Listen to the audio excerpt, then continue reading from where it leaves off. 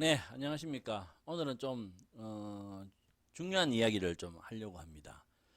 이것을 알고 사는 거와 모르고 사는 거는 지금 이 집의 경우에는 한 1억 정도를 그냥 이득을 보았죠. 벌었죠. 몇 달 전에, 저에게 의뢰가 들어왔어요. 의뢰인이 단독주택을 지금 집이 좋아서 좀 계약을 하려고 하는데 조감독이 좀 오셔서 그 단독주택이 한 15년 되는 집이랍니다. 15년 정도 되는 집인데 그 집을 좀 한번 보시고 수리해야 될 게 뭔지 또 구조적으로 또 뭐 어떤 큰 하자가 있는지 기타 등등을 조금 한번 봐주셨으면 하더라고요. 그래서 제가 이제 그 의뢰인과 그 집을 방문하게 되었죠.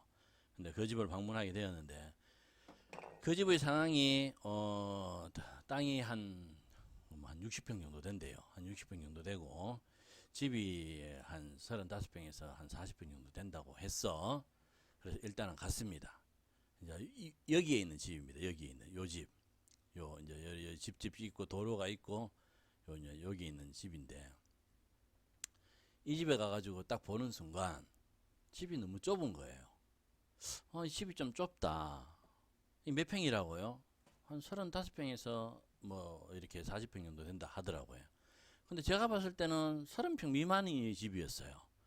그래서 제가 그 의뢰인한테 이렇게 물었죠. 토지대장과 일반 건축물 관리대장을 비교해 보았느냐고 이야기를 했죠. 근데 공인중개사에서 소개를 했는 땅이고 공인중개사를 통해서 했는 거기 때문에 뭐 다 이야기가 됐는 거라 하더라고요. 그리고 땅이 몇 평인데라고 하니까 약 한 59평 정도 된대요. 땅이 59평 정도. 그때 공인중개사한테 저도 물었죠. 이 땅이 몇 평 정도 됩니까? 라고 하니까 자기 공인중개사도 하시는 이야기가 59평이래. 근데 내가 보기에는 이 땅 59평에 우리가 일반 주택 같은 경우에는 건폐율 60%를 적용해서 집을 지으면 보통 한 35평에서 한 37평 정도의 집이 나와야 되는데 제가 분명히 느꼈지만 이거 30평 미만이다. 그래서 제가 다시 그 의뢰인에게 토지대장과 요 보이시죠? 이 토지대장과 일반 건축물 관리대장 그리고 토지 이용 계획 확인을 띄어서 제 사무실로 방문해 돌라고 했습니다. 그래서 이제 그 다음 날 의뢰인이 토지대장, 일반 건축물 관리대장 그리고 여기 토지 이용 계획 확인을 띄어서 제에게 가져왔어요.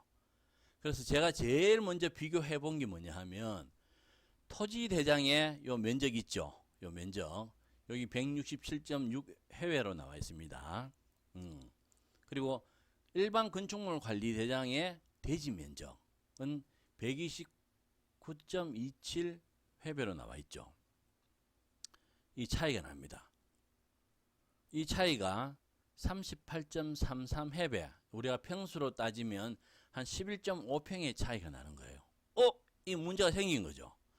자, 토지 대장이라는 거는 그 집의 현재 지분으로 돼가 있는 토지 대장의 면적과 일반 건축물 관리 대장의 대지 면적이 다른 거예요. 11.5평이라는 큰 차이가 난 거예요. 평당으로 계산하면 이 평당이 약 한 1,000만 원 정도 되는 집인데 1억 1,000만 원이나 되는 엄청난 가격의 차이가 나는 거예요. 자, 이것조차 이런 사실을 놀라운 거는 부동산 중개인이 몰랐던 거라는 거예요. 부동산 중개인이 토지 대장과 일반 건축물 관리 대장을 비교해서 그 집의 땅이 몇 평인지를 정확하게 몰랐다는 거예요. 만약에 이 사실을 모르고 계약을 했다면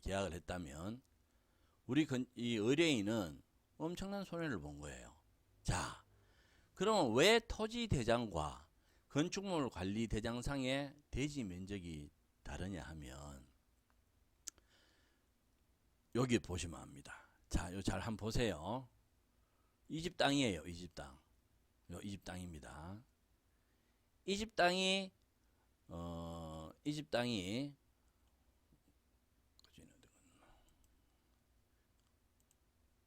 이 집 땅이 원래는 167.6, 뭐 평수를 이야기할게요. 요 한 59평 정도 되는 땅이었어요. 이 집 땅이 원래. 근데 이 땅을 가지고 이 집에서 단독주택 집을 지으려고 하니 이 메인 도로에서 이 집 도로를 통과하는 도로의 폭이 좁았던 거예요.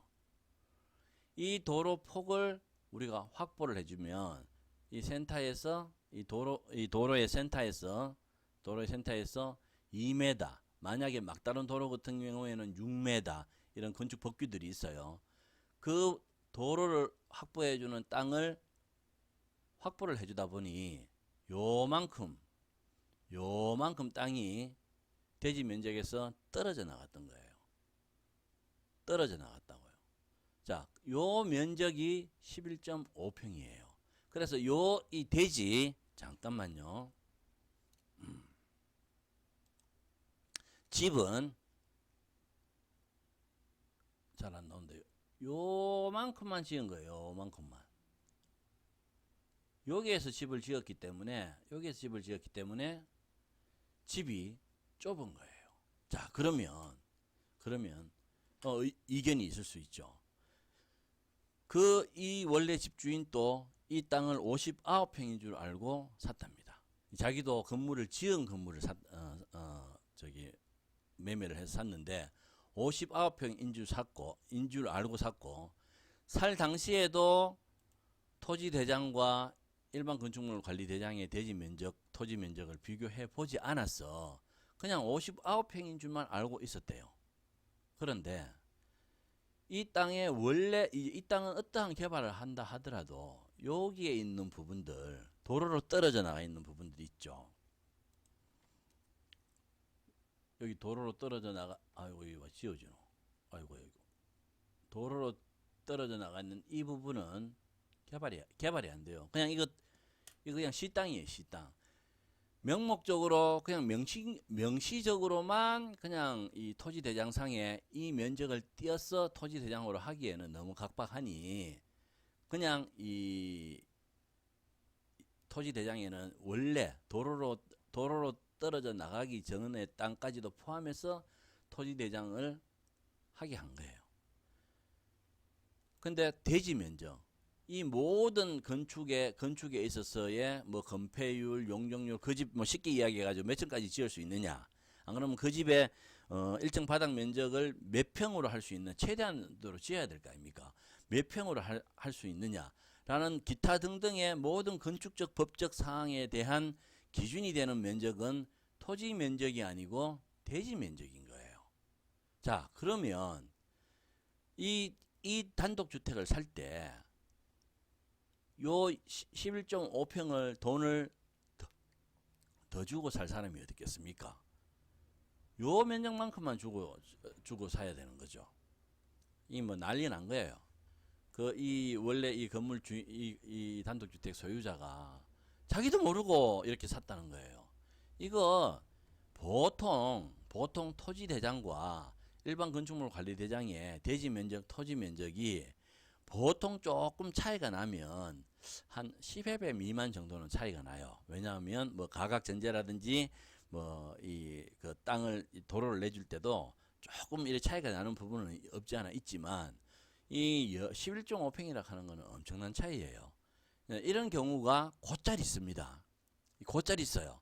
그러면 이런 부분들을 부동산 중개소에서 먼저 확인을 하고 난 다음에 토지 면적대로의 어떤 면적과 건축물 관리대장 상의 대지 면적이 다르다는 것을 집을 살 사람에게 고지를 하고 난 다음에 선택을 하게 해야 되는데 부동산 중개인이 내 의뢰인을 뭐 조금 뭐 기망하려고 했었는지, 안 그러면 원래 자기도 몰라서 그랬는지 몰라도 그거를 고지를 하지 않았던 거예요. 그래서 결과가 어떻게 됐느냐, 제가 그렇게 이야기를 했죠. 우리 의뢰인한테 이 집은 11.5평이나 몹쓸 땅을 내가 안고 사는 건데 금액으로는 한 1억 1천만 원 정도가 차이가 나는 1억 1천만 원을 그냥 아무것도 없는 공중에다가 버리는 거와 마찬가지인데 이 건물을 사겠느냐, 이 단독주택을 사겠느냐. 판단은 우리 의뢰인이 직접 하십시오라고 했어. 이 우리 의뢰인이 이 큰일 날 뻔했다. 이거 잘못했으면 1억 1천만 원을 더 주고 살 뻔했다. 라고 해서 우리 의뢰인은 이 건물의 매입을 포기를 했습니다. 그리고 이 인근에 다른 주택, 좋은 주택을 다시 한번 잡아서 이런 토지대장과 뭐 일반 건축물 관리대장의 대지 면적과 토지 면적이 똑같은 집을 구하게 되었죠. 이 토지대장과 일반 건축물 관리대장이라는 이 정말 어떻게 보면 하찮은 서류 2장을 띄므로 해서 1억 1천만 원을 번 거예요. 제가 의뢰인한테 그렇게 이야기했어요. 정말 잘 판단하셨습니다.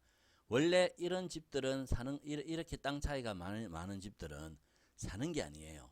깎아서 1억 1천만 원을 깎아서 사면 몰라도 그냥 이 11.5평이라 하는 이 땅, 내가 필요도 없는 대지 면적으로는 편입도 안 되는 이 땅을 내가 금액을 치러서까지 살 필요가 없다라고 최종적인 의견을 드렸고, 이제 그분도 그렇게 합리적인 판단을 한 겁니다.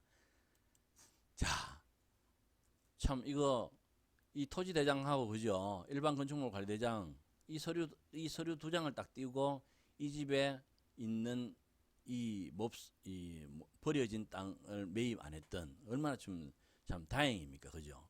그래서 이 유튜브 방송을 보시는 분들이 만약에 단독주택을 매입할 때에는 꼭 토지대장과 일반 건축물 관리대장과 국토이용계획 확인원을 여기 있습니다. 요겁니다. 옛날에는 국토이용이라 했는데 지금은 토지이용계획 확인원이네요, 그죠? 토지계획 이용 확인원을 띄어서 꼭 이 토지대장하고 건축물 관리대장상의 대지 면적을 비교를 꼭 하셔야 돼요. 이 행위 하나로 1억을 버는 겁니다. 우리가 1억을 벌려고 하면은 참 많은 돈이잖아, 그죠? 그래서 토지대장과 일반 건축물 관리대장 요거 한 개만 띄는 것만으로도 1억을 벌 수 있는 이 간단한 행위를 우리 유튜브 방송을 보시는 그 분들이 꼭 주시하셔서 이렇게 매입할 때 토지대장하고 일반 건축물 관리대장을 꼭 띄어서 봐주시기 바랍니다. 그리고 한 가지 더. 자, 부동산을 공인중개사를 통해서 매입하는 경우 있죠. 뭐 대부분 다 부동산은 공인중개사를 통해서 매입을 하죠. 근데 공인중개사라는 데는 그 땅이 땅을 분석을 할 수는 있습니다. 몇 메다 도로를 끼고 이 집 상권이 어떻고 여러 가지 것들을 이렇게 좋은 의견을 줄 수는 있지만 그 땅의 개발에 관련된 정확한 지식은 공인중개사가 없어요. 공인중개사가 가지고 있는 공인중개사의 지식으로는 그 땅의 활용, 그 땅의 어떤 여러 가지의 어떤 규모 이런 것들을 정확하게 알아내기가 힘들어요. 자, 그러면 부동산을 공인중개사를 통해서 좋은 땅을 보셨으면 그 땅을 계약하기 전에 이 토지대장과 일반 건축물 관리대장 또 토지이용계획 확인원 그리고 지적도 등을 발부받았어. 계약 전에 아시고 계시는 건축사무소를 꼭 방문을 해야 됩니다. 꼭 방문을 하셨어. 내가 지금 현재 이 땅에 몇 층을 계획하고 있으며 그리고 용도는 무엇이며 이렇고 한데 이 땅에 만약에 내가 생각하고 있는 계획안대로의 건물이 나오는지 그리고 이 땅의 어떤 활용도 이 땅이 도로로 편입돼서 날아가는 부분이 없는지 여러 가지 상황들을 건축설계사무소를 방문하셔서 물론 의뢰비를 줘야 됩니다. 근데 많은 의뢰비는 필요 없을 거예요. 그럼 뭐 추후에 나중에 설계권을 이분한테 드리면 되니까 그죠. 그래서 건축설계사무소에서 가도면 계획서를 꼭 받으셔야 돼요. 그러면 우리 이 땅을 살려고 하시는 분의 그 땅을 건축사들은 보면 계획을 해보면 그 집에 땅이 도로로 편입돼서 날아가는 부분, 없어지는 부분이죠, 그죠?